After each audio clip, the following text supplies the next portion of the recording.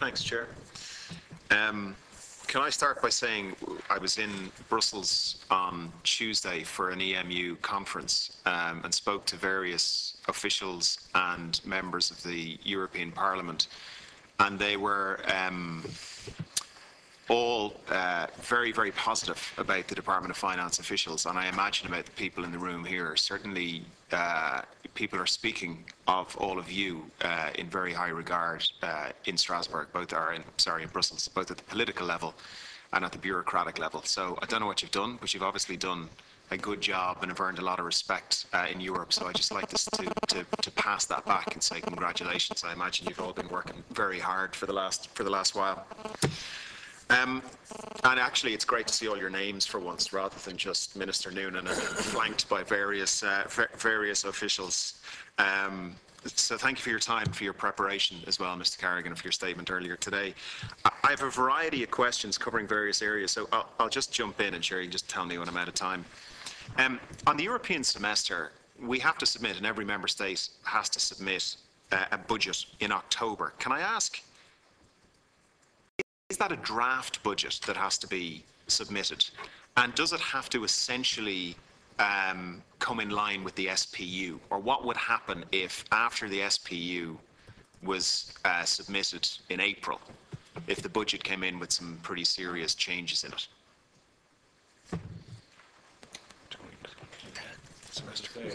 Okay, so I'm going to take that. The reference is to draft budget, but what will be produced here is the actual budget itself. That will be budget night, which will be the definitive decisions by the minister on tax and other issues. Thank you. That's very useful. That was my understanding as well, that actually an awful lot of the talk in Brussels on Tuesday was about parliamentary input, parliamentary legitimacy, and this disconnect between executives or cabinets or governments and their parliaments. I know this is not an issue for you to comment on, but the reason I ask is because it's very important that we understand that the European semester does not require the government to submit the budget. The government is choosing to submit a final budget, and in doing so is continuing the bypassing of the Oireachtas in what it does. Other member states are in fact going to submit draft budgets. Their parliaments are going to discuss them as you do in a grown-up democracy, and then after Parliament has ratified it, the budget will be sent by the end of December to Brussels. But in our case, the government has decided to bypass Parliament and submit the actual budget.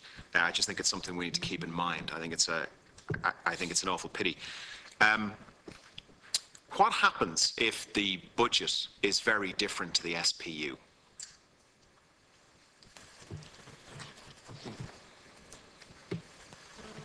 Very briefly, it's sent back by the Commission to the member state and they will give specific comments on the budget, and then they expect the member state to respond. Is it envisaged that the budget, in our case the actual budget, or in other more enlightened countries the draft budget, which is submitted in October, is it envisaged that that will pretty much line up to the SPU, which will be submitted in April? Yes, that would be the expectation. I mean, the SPU sets out the medium-term parameters for the the economic and fiscal overall figures. So it would be expected that the budget, the 15th of October plans would be in line with the SPU. Thank you. And Chair, just again, the officials, I'm not expecting them to comment on this, but it's just worth noting again, this is very, very important. The SPU has been submitted to Brussels without any parliamentary oversight or input whatsoever. We were given an hour. I think I got about 4.5 minutes to question the Minister on it. That is essentially the blueprint for the budget. And again, there was zero parliamentary oversight, and you saw Minister Noonan's reaction to me suggesting that maybe next year we could have some. So there's something very serious going on here, and it is contrary to the spirit of what I heard in Brussels, which was some very sensible views around parliamentary input to the European semester. In Ireland, the government is moving in exactly the opposite direction and ensuring virtually zero parliamentary input into the European semester. So that's not for the officials' political point, but I just wanted to put that on the record. It's something this committee really should be pushing back on. Can I ask, on the European semester, between the 2-pack, the 6-pack, and the various other resolutions and directives, how many metrics will our budget and our SPU be examined under?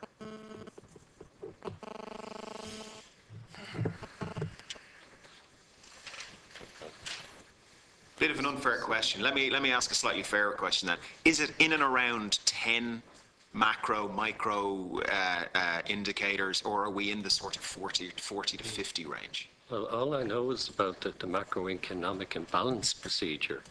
There are 11 metrics.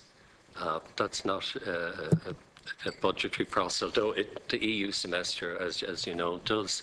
The recommendations of that are expected to lead to budgetary decisions, so that if macroeconomic imbalances are identified, that they will feature as country-specific recommendations. But the 11 indicators that I referred to there are only a starting point to highlight to the Commission where, if further investigation is needed of a member state. So when we submit our SPU and our actual budget, who assesses them?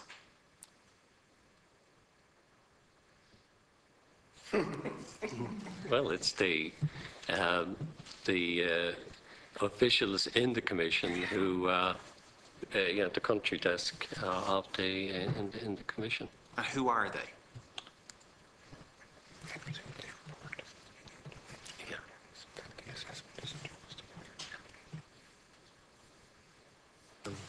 I think, Deputy, I recall you asked this question before. We did actually give you. I understand that we did give some answers. Okay. But that was. Who are they? They're Commission civil servants. Okay. They're employees of the Commission, so they're European Union civil servants who are analogous to people like us who are going through the papers and checking that it's in accordance with their obligations. And do they appear before the relevant European parliamentary committees? That I couldn't be sure of, Deputy. Could you find out? We can check that, but Thank you. I know the DGs regularly appear before the relevant committees. Yeah. I'm just concerned, and you're right, Mr. Geller, I have asked you this before, but I'm genuinely concerned. You see, I'm not concerned about our Department of Finance assessing political proposals from me or the government or whoever, because you appear before us. There is at least some parliamentary oversight. But we've got a bunch of people, civil servants, economists, PhDs, social scientists, I don't know who they report to. I don't know what level of competency they have, and I don't know what parliamentary oversight they have. Now, they're going to make country-specific recommendations, which are essentially binding. So I'm concerned. If you'd be able to report back on that, that'd be very useful. Am I nearly done? Are they binding? Yeah, well, there's sanctions can be attached to them. Yeah. Yeah, you've another minute. Thanks.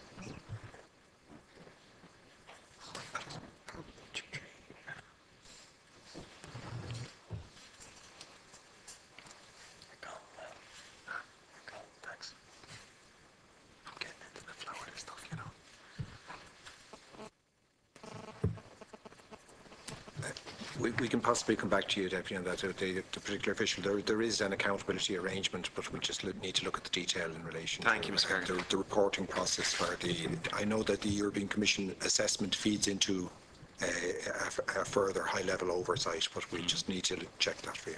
Thank you. And if you could check what Oireachtas input there is to that, it would be very, very useful. And just to give you some context to what you're looking at, here's part of my concern. One of the reasons the IMF has a 50 odd year history of getting some things right and some things very badly wrong. And they will admit themselves that the reason they've got a lot of things very badly wrong, like privatizing education in Africa, is because you had a bunch of very smart theorists sitting in Washington who fly out on planes, they don't live in the country, they don't understand the idiosyncrasies of the countries. They applied Chicago School of Economics principles. Sometimes it worked, a lot of the time it didn't work. The IMF would admit themselves that one of their greatest weaknesses was not really understanding the countries that they were redesigning. My concern is that we'll have a bunch of people sitting over in Brussels who don't have the kind of understanding that you and your officials have of this country, and that we may get back some cookie-cutter country-specific recommendations which can have sanctions attached to them that won't have sufficient input from us and from you and your team, basically. Can I just ask one more quick question then? Quickly. Yeah. This is, again, a slightly unfair question, but you've highlighted very well what has gone well in the Irish presidency in terms of the various directives. What hasn't happened? And I know we're still in the presidency, but what, within the remit of what you're reporting on, would you have liked to, and did you intend achieving that didn't happen? I don't think such a list exists, definitely. I mean, anything that we have set as priorities for our presidency, we've publicly stated, and we're pursuing all of those to the greatest extent possible to achieve. So, well, the same question, Mr. Carrigan, would be: what are you've highlighted to Senator Burns' point? You've highlighted various things that you're happy with, and I think that's absolutely fine. What isn't in here are some of the things that you're disappointed in that haven't happened. We haven't got a response to that. Why not? Because anything that's not happening, we're pursuing, and that the priorities and objectives we set, we're fairly much on target with our priorities and objectives. So there's no list of issues that have fallen away that we believe haven't happened. Okay, so this is not I'm not trying to trap you. I'm genuinely interested in it. So there's nothing that has happened within your remit, within the things we're talking about, that you are less happy with? My colleagues could talk about their various areas. My particular interest is in financial services, and I've made it clear that we've made some huge progress in broken some issues that have been a long time, 18 months, 2 years on the table. Yeah. There are some other major issues in the banking union area, I'd say, around bank resolution that has a lot of political issues with it. We're pursuing that, and we've now brought that to Minister's attention, and we're hoping to make progress on that. On the MiFID kind of has been around for 2 years. We've been trying very hard to break the impasse on that's existed for a number of years. We're still hopeful that we can do that. So it's an example, and various other areas we're progressing to the maximum extent we can. And I presume it'll be similar on the tax side. I want to say on the tax side, one has to set priorities within a 6-month period, taking account of issues that are live at the time you come into the presidency. It's not possible to certainly as a presidency to have a presidency from a small country at least, to pick issues that you wish to pursue. Your role is as presidency and chairman, but on the tax side we have prioritised a number of areas, and we feel that we've made considerable progress on those within my own specific area on the taxation of savings directive. We hope to have an agreement reached that at ECOFIN next week, which has been the long-running saga. On the financial transactions tax, we have pursued that in a number of meetings, but there are the 11 countries of which we're not one.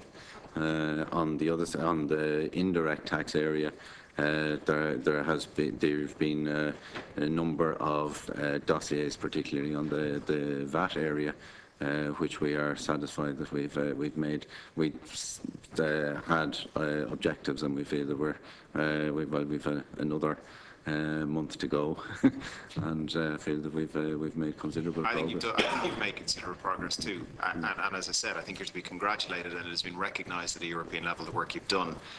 I'm always just deeply suspicious of any individual or team who gives all of the good news, and when asked what the bad news is, says there isn't any bad news. It takes generally from the credibility of the report, that lack of counter introspection. But anyway, as I said, it seems to me you have done a very good job. Thank you. Thank you.